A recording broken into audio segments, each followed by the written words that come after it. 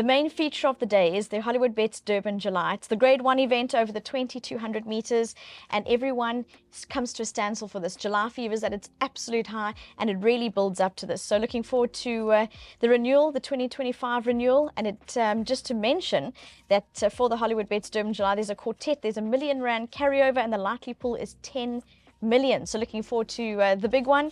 And MJ, let's see how the market's looking, because I'm sure there's been a lot of movement since it's opened. Yeah, quite a bit. Vicky also must just add, thanks to Hollywood, that they pay the first 6 places. So you go on the website and you can actually find one bit of a roughie to try and run in the 6, and there's a bit of value around. So yeah, listen, 8 on 18 is 15 to 10 favourite. He's gone out a small little bit, but not much.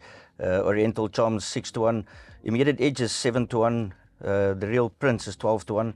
On my honour, Glenn Cotson's done a good job in talking his horse up quite a bit, and he's shortened nicely from as usual. Correct. From 33 to 1 to 20 to 1 and then into 16 to 1. So some proper support for On My Honour. So Luque is 16 to 1. Sierra Gain 16 to 1. Gladiatorian 16 to 1. Madison Valley's come in from 33 to 1 into 20 to 1. Royal Victory 25 to 1. Atticus Finch 33 to 1. Pomodoro's Jet's gone from 50 to 1 to 40 to 1 into 33 to 1. So a bit of support for him. The PE Raider, My Best Shot, he's 33 to 1. Okavango 33 to 1. Confederate 33 to 1. Purple Picture 50 to 1 into 40 to 1. Rainbow Lorikeets 50 to 1. Native Rulers 50 to 1. So that's all the betting, with 8 on 18 leading the bunch. Thank you very much, MJ. It was a very interesting morning of the gallops, because it's some people enjoy the think it's a decision make and other people don't. For me, number 3 On My Honour stood out with the gallop morning, but it doesn't quite stop there, because everyone prepares their horses differently. Some do a lot, some just show them the track. So Justin, your opinion, does it sway you at all if you see a horse put up a really good bit of work and you didn't consider them before? Absolutely not. No. I think all the gallops show is who works the hardest on the day. This horse worked the hardest in his first 400. I think he went like 3 seconds, call it 18 lengths faster than the others, which was good that his last 400 was still good. But he had a good piece of work, and it was impressive. The gallops, for me, show who's moving well or not well. That's the most important thing about them. And I think if there was any horse in the race that needed or could deal with the hard gallop, was this horse, because he's been very lightly raced coming into the race. He's, I think, a horse who's got a massive chance of running in the first 3 here. And again, I'm going to be boring. All this is going to come down to is how the race is run again. It's all about the pace. So if they do what happened last year, which was front 3 horses go at a sedate gallop, you simply can't catch them, because they're good horses that haven't exerted themselves in the first part of the race. They then skip, and it doesn't matter how good you are. If Oriental Charm, On My Honour, and Madison Valley are cantering in front, you're not catching them in a 400-meter straight. And that's going to be the biggest issue 8 on 18 faces. So for me, I mean, he's easily the best horse in the race. His weight doesn't bother me at all. He's the best weighted horse in the race. He should be carrying 59. And that's if he's 129, which I don't think he is. I think he's 5 points better than that. So I think he's well weighted in every single aspect. I'm not going to look at what 3-year-olds carried 35 years ago and compare them to him. Very few 3-year-olds, if any, ran in the Rothmans July, Vodacom July, having been Met winners, going into the race. So he deserves every pound he's got. He should have more. The danger for him, with me, would be that from his draw, I'm pretty sure Richard will try and sit 1 or 2 off the rail midfield, which would be a great result. That would be ideal. The issue is then, if Oriental Charm gets to the lead, and On My Honour, Smunger's going to be very happy sitting just behind, and potentially another horse comes out in 3rd spot, and they're all very happy going a sedate gallop, that's going to make it very hard for 8 on 18 if he's sitting worse than midfield, because then he's going to have to now run down very good horses who are not tiring. And that's why I say pace is the most important thing. If Confederate and Purple Pitcher and horses like that trying to overcome their wide draws and go and make the early paced honest, then 8 on 18 will be almost unbeatable, I think, because the horses will be tiring. He's an absolute nailed on, like in England you'd call him a 1.5 mile type. For me, 2,400 meters is his absolute premium trip. Just the way he runs, the way he moves, the way he looks. He's just getting better and better, and I think he's outside of, as I explained, with the pace issue, I can't see him losing. Because he's also a tricky horse in that he takes a little bit of time to get going, but once he gears up, he flies. I think I watched, obviously, his last few runs multiple times. I think Richard is he's almost having fun with the horse in the race. Like, I don't want to use a rude word. You 3 lengths but lost, like, but get in the race. He's so confident riding the horse because he's so good. He's like, oh, you know what? We'll miss the break. I'll be 2 lengths behind the second last horse. I'll come 3 wide. Doesn't matter. I'm going to win by 4 lengths anyway. And then cross the whole field and go to the rail. It's like You can't do it in the it's July. like he's thinking to himself in running, let's have a bit of fun here, because otherwise it's too easy. Like, that's how the impression the horse gives you when he runs. I think he'll be more serious on Saturday. He's going to need to be, because it's going to be a bit trickier. And I think if he can be midfield 1 or 2 off race, That's it. he's too good, yeah. And do you think that, so I've put them in a pot with 1 Stripe and 8 on 18, exceptional 3-year-olds this year. I mean, they yes. are cut above quite a bit of what we've seen. Yes, and what people don't also take into account is that back in the day, the older horses that set the weight in the Hollywoodbets Durban July, you're talking about horses like, you know, Pocket Powers and Heavy Metals and Pomodoros and those horses. They were all weight for age Group 1 winners in the season going into this race. So they set the benchmark of high ratings, and then the 3-year-olds who'd stuck to themselves sort of came in a bit lower. Now, the older horses setting the weights haven't won anything. So they're lower rated than, obviously, Oriental Charm won this race last year with a lighter weight. This season he's run good seconds. See It Again hasn't won anything. Gladiatorian is setting the weights. His career best run was 3rd in a mile 2 weeks ago.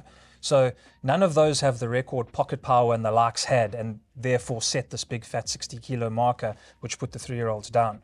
The older horses have not accomplished as much as that group, whereas now 8 on 18 and 1 Stripe are weight for age winners against older horses. So they deserve the weight because they are that much better. So I think the betting is spot on.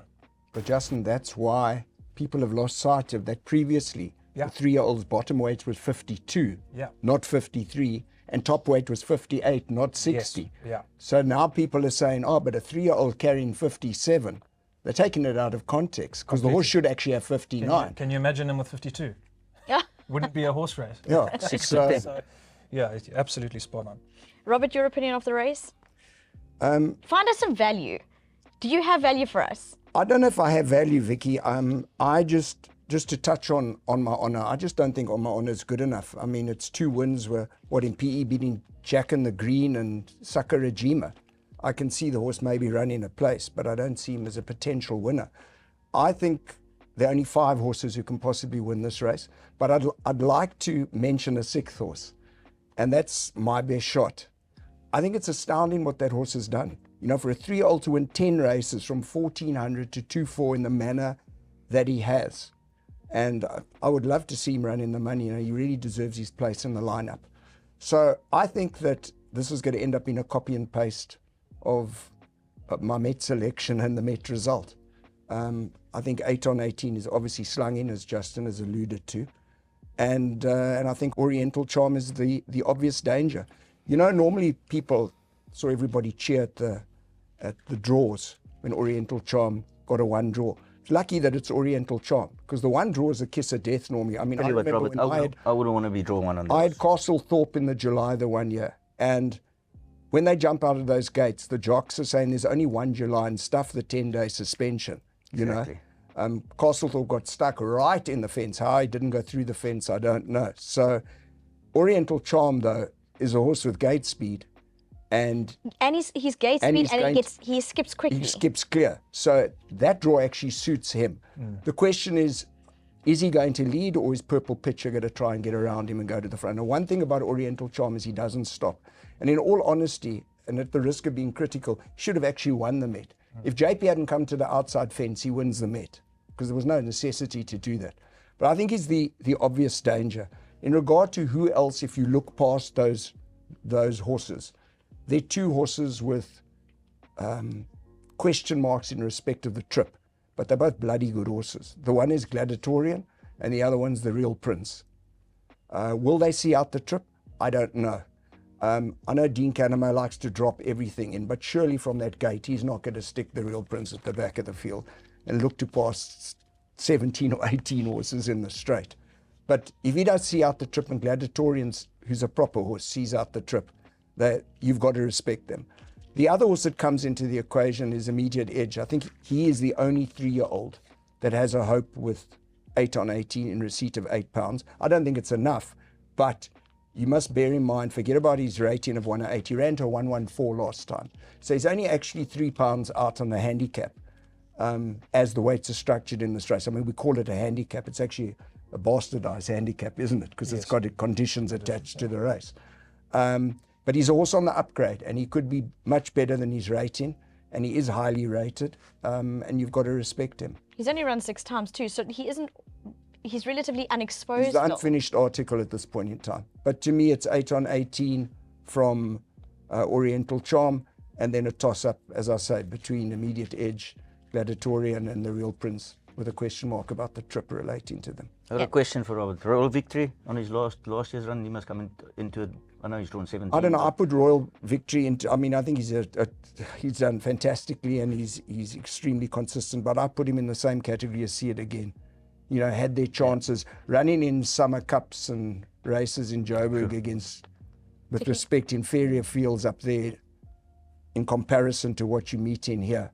You know, place chance, yes, but I don't see him winning. MJ? Yeah. Do you agree with Justin? I agree with Robert? Justin and Robert. If 8 on 18 doesn't win, I think Oriental Charm, as I said, it's just going to make it hard for him. It's not going to be an easy race for 8 on 18 because he'll be in a box seat or in front and doing his thing. So he's going to make it hard for him. It'll be a proper race, that's for sure. But yeah, I think all also spoken about, I think it's probably covers the whole the race. Yeah, tactics and pace are definitely going to pay dividends. It's going to be a very exciting race indeed. And I think we're just also impressed by number 11, 8 on 18, and can't wait to see how he's going to perform and fight off his challenges, hopefully. Vicky, just Saturday. to mention one other thing, you know, when people about the draws to do with the July, you know, the draws really count for precious little. If you go look back over the years with Flaming Rock, Dynasty, Pomodoro, drawn 20 out of 20, the 3 of them, Classic Flag and the Conglomerate, drawn 18 out of 18.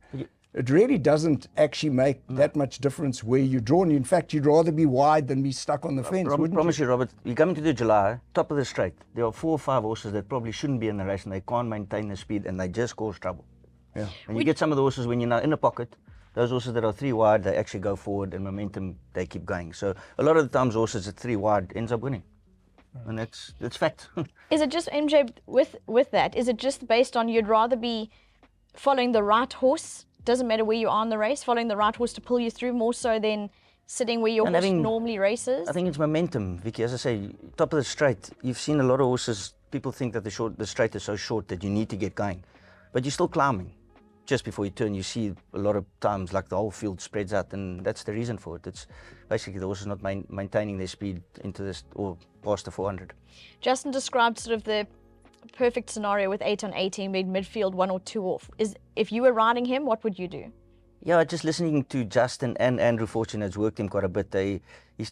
And looking at the horse, he's a baby. He's still a baby. He does his own thing, and he's not a finished horse. And it's surprising how much he matured from when he won the Met to when we saw him at Summerveld the other day before a sprint race. I mean, the horse has changed. He's huge. He's become really a proper horse now. Mentally, he's still, like they've said, they were a little bit concerned that he's still a big baby. And in these type of races, you don't want those little mistakes. Good horses do get you out of trouble, but I'm sure Richard will be midway back, probably 1 off, if not 3 wide. I wouldn't be surprised to see him 3 wide. Justin will go mad, but he'll probably be in a better place. I promise you. It's probably better for the horse to be 3 wide.